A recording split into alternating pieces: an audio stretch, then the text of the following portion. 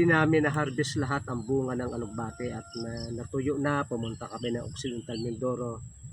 Tapos ay pagbalik namin, hindi ko sukat akalaing ganito ang kagandang sibol.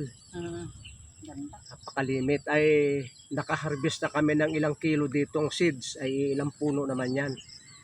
Ay pagdating namin ay ganyang kalago, ay parang kami sisurtihin yung si Brother Rick, sabi magtaniman natin ito pastor lahat ng alugbate at ibiyahe natin sa Manila. Alam nyo ngayon kan, ang mga gulay ay sobrang mamahal, kahit talbos ang kamote, kangkong, sobrang mahal talaga.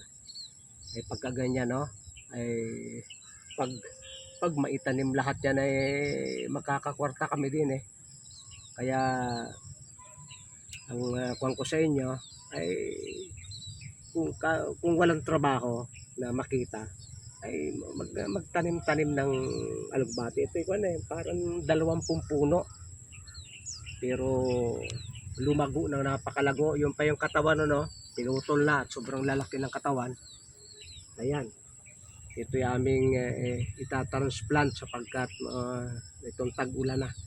Hindi siya kahit hindi ito bumbahin ng insecticide, lumalabang kusa at kaunting abono ng animal manure saka panat na ito'y gaganda na pagka ganyan na marami. Pag gayon nakahaba ang lalaki ng dahon, pwede nang bunutin at ibinta at o di kaya puputulin para lalong sumuloy. Kaya ako'y may hinala na ngayong tag-ulan makakabawi kami ng magandang ani. Hindi mahal ang binhi sapagkat ito ay tubo na pusa ng nalaglag. At pwedeng habang buhay ka ay mayroon ka ng binhi, minsan ka lang bumili. Sa aking tingin ay sa aking kwenta ay mga 20 milyata na puno rin. Ay doon sa baba marami pa. At nakapagtanim na rin kami doon sa taas, may iba na rin. Talagang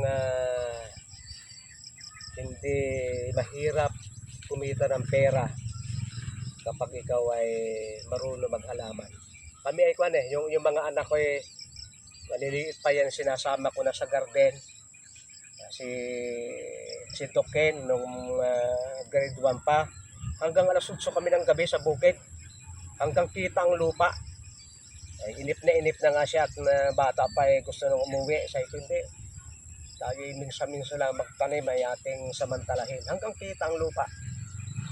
At gusto kong subukan uli hanggang gabi ay magtanim sapagkat medyo maganda ng pakiramdam ko ngayon eh.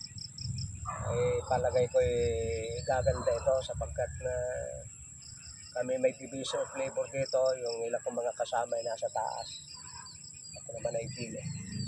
At sa angkang ko spinach at alugbate, yun ang aming itatanim. Yun ang aming parada. Kayo hindi gaano maraming parada kami itatanim, spinach at alugbate.